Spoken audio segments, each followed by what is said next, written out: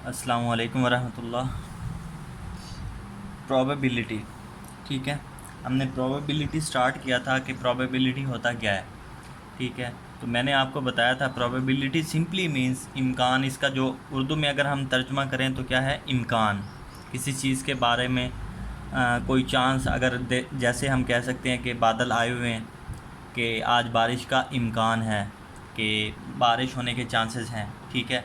इसी तरह अगर कोई स्टूडेंट है जिसने एग्ज़ाम दी है, उसके पास होने के चांसेस या इम्कान, ठीक है। इस तरह की जो भी रिलेटेड, इससे रिलेटेड चीज़ें होती हैं उनको हम क्या कहते हैं, प्रोबेबिलिटी में शामिल करते हैं। प्रोबेबिलिटी सिंपली है क्या, प्रोबेबिलिटी इज़ अ मेजर, ठीक है, or estimation of how likely is it that something will happen.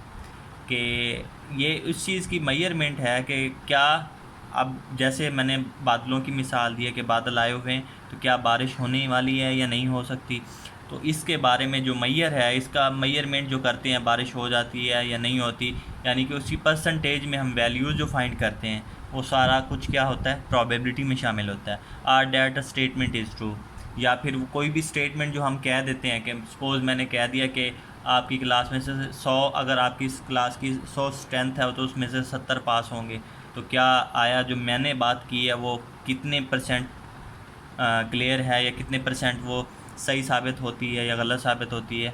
तो ये सारा कुछ इसी के इर्द गिर्द घूमता है प्रोबेबिलिटी के, ठीक है।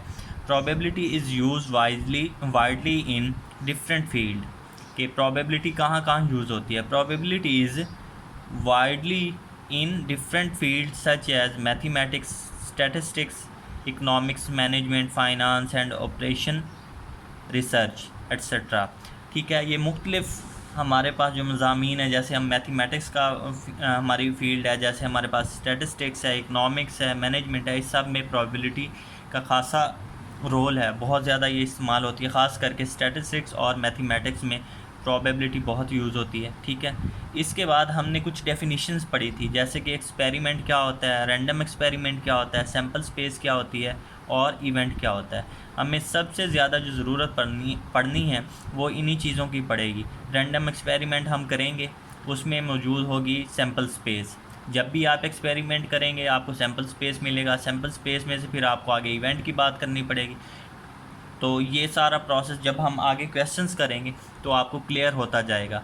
अभी आप लोगों ने सिर्फ इन डेफिनेशंस पे गौर करना है, ये डेफिनेशंस कैसे हमने पढ़नी है, इन पे कैसे ये हैं क्या डेफिनेशंस, एक्सपेरिमेंट क्या है, रैंडम एक्सपेरिमेंट क्या है, सैम्पल स्पेस क्या है या फिर इवेंट क्या है। अभी हमने इन चीज़ों के बारे में जानना है, ठीक हो गया।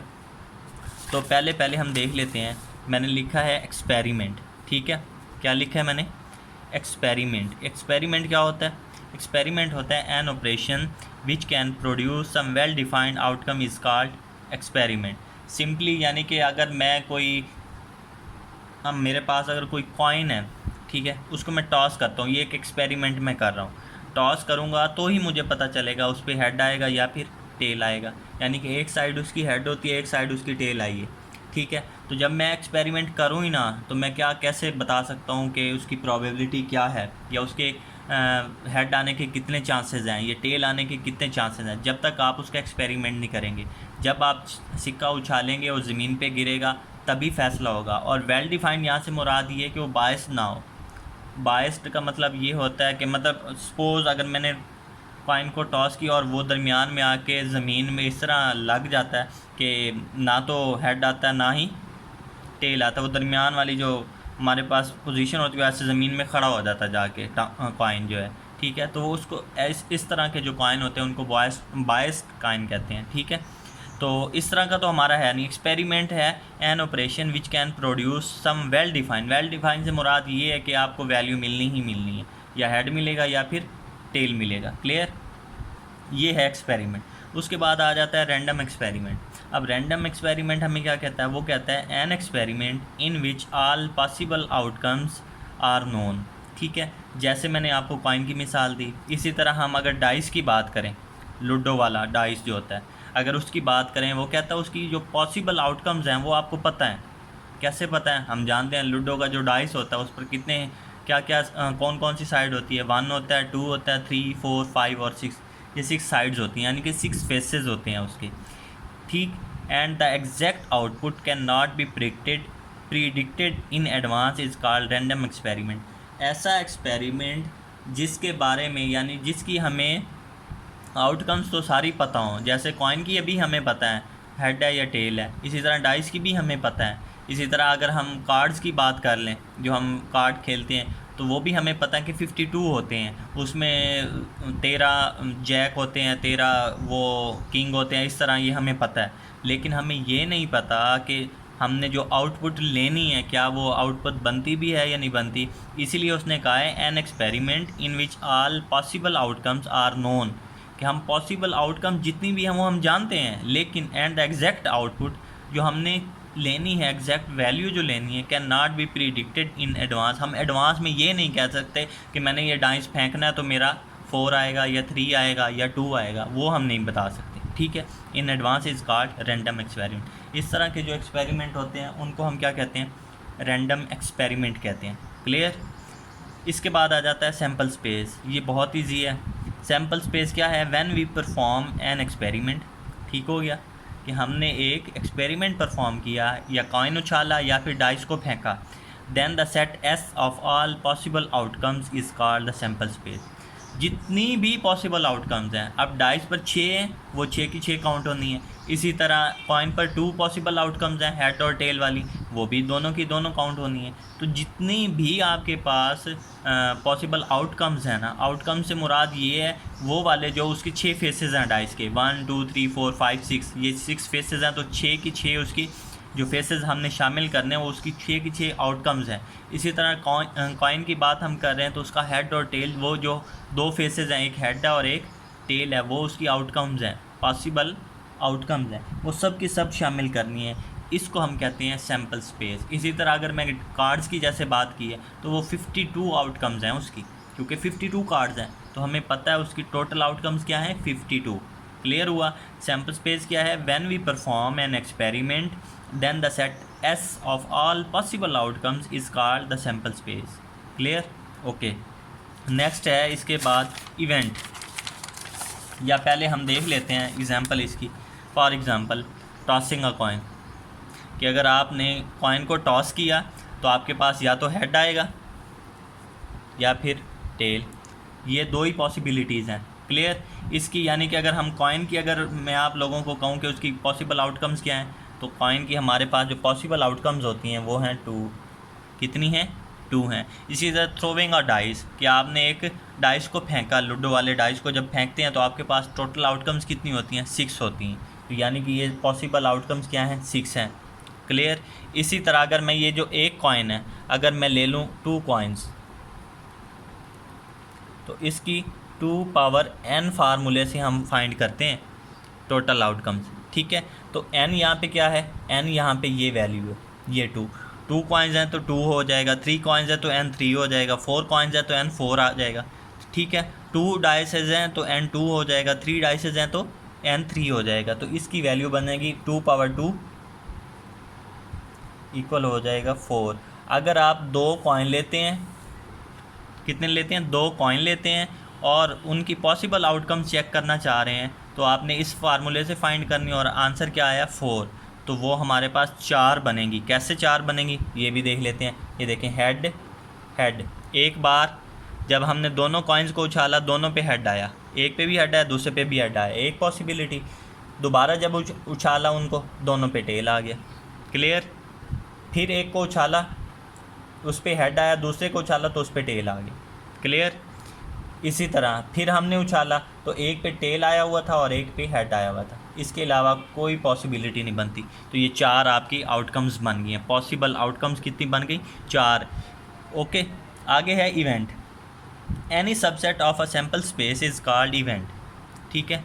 ये जो हमने सैम्पल स्पेस लिए ना, जो सैम्पल स्पेस हमने ली है उसका जो सबसेट होगा, यानी कि ए इज़, अगर ए से डिनोट करता हूँ मैं इस इवेंट को क्या करता हूँ मैं, ए से डिनोट करता हूँ, तो A is subset of S, और ये सबसेट में ये इक्वल का साइन होता है। ये जो आपका सबसेट आपने लेना है ना, ये एस के इक्वल भी हो सकता है, एस से लो भी हो सकता है, यानी कि पूरी सैम्पल स्पेस भी इवेंट बन सकता है और नीचे भी हो सकता है, इससे ग्रेटर कभी नहीं होगा सैम्पल स्पेस से।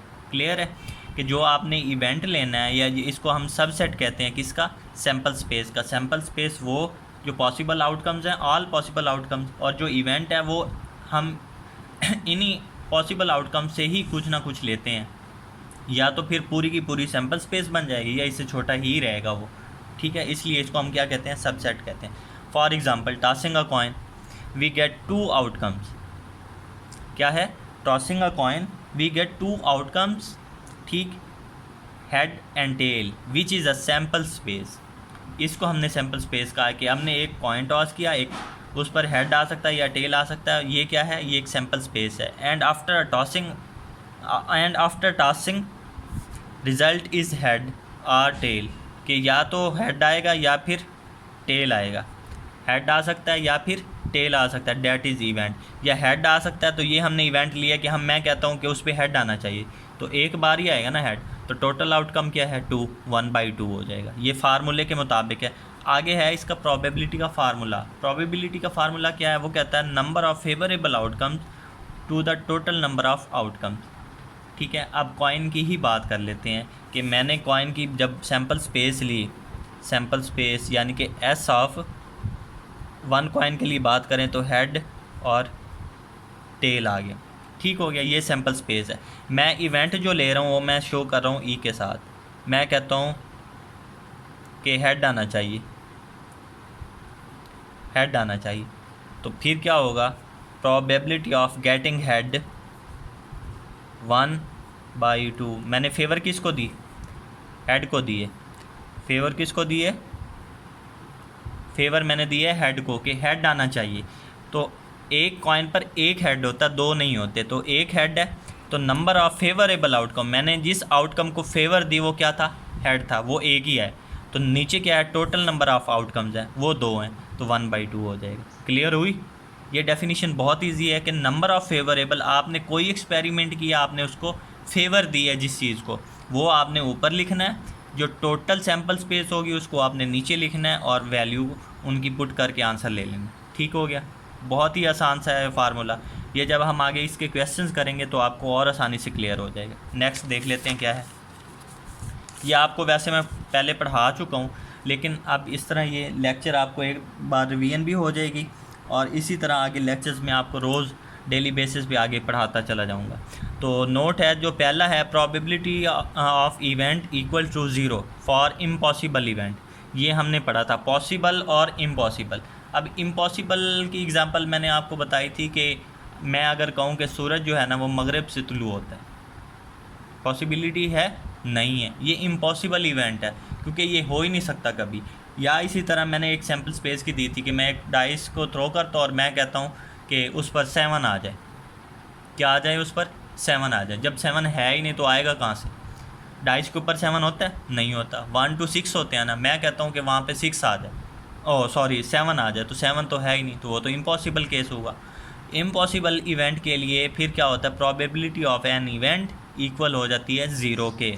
तो ऐसा इवेंट जो भी होगा जिसकी प्रोबेबिलिटी या जो इवेंट होगा वो इम्पॉसिबल होगा, तो उसका आंसर क्या होता है, 0 होता है। दूसरा है probability of event equal to 1 for sure event.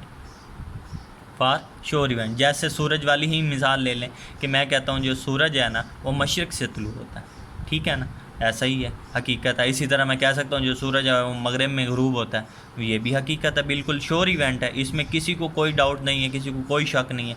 तो इस तरह के जो इवेंट होते हैं उसकी प्रोबेबिलिटी क्या होती है, मैक्सिमम होती है, यानी कि 1 होती है। जो इम्पॉसिबल इवेंट है उसके लिए 0, जो मैक्सिमम सॉरी श्योर इवेंट है उसके लिए प्रोबेबिलिटी क्या है, 1 है। थर्ड जो इसका नोट है वो है 0 greater than less than probability of an event and this is probability of an event is less than equal to 1।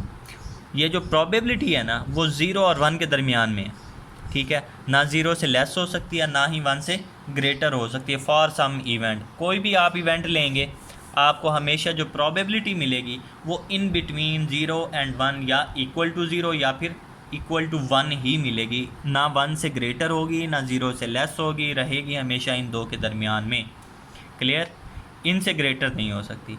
जो फोर्थ है वो भी यही बात है, probability can neither be negative. Negative से मुराद ये है कि 0 से लेस, ठीक है। अगर मैं यहाँ पे एक रियल लाइन बनाऊँ, ठीक है, रियल लाइन यहाँ पे है 0, आपको पता राइट साइड पर 1 2 3 चलते जाएं तो अप टू इन्फिनिटी जाता है, और इधर -1 -2 -3 और चलते जाएं तो माइनस इन्फिनिटी तक जाता है। क्लियर है? तो आपने क्या करना है, आपने पॉजिटिव वैल्यूज़ लेनी है। 0 और 1 के दरमियान में प्रोबेबिलिटी आपकी सारी जो है ना यहाँ पर 0 और 1 के दरमियान में लाई करनी, या तो वो 0 हो जाए या फिर 1 हो जाए, या फिर इन बिटवीन 0 एंड 1 रहे, ना ग्रेटर हो 1 से ना लेस हो 0 से। ठीक है, तो इस तरह की जो प्रोबेबिलिटी होती है वो एग्जैक्ट होती है, यानी कि वो आंसर हमारा सही होता है, वरना हमें अंदाज़ा हो जाएगा जो हमने क्वेश्चन किया है वो सही नहीं है। ठीक है, इसके बाद जो हमने जो सेकंड लेक्चर किया था वो भी इंशाल्लाह मैं जल्दी अपलोड कर दूंगा, और फिर आगे के जो हमारे इस चैप्टर से रिलेटेड जितने भी लेक्चर्स होंगे वो आपको हमेशा जैसे ही मैं अपलोड किया करूँगा मैं लिंक आपको भेज दिया करूँगा, तो आप वहाँ से भी देख सकते हैं। ठीक है, अल्लाह हाफ़िज़।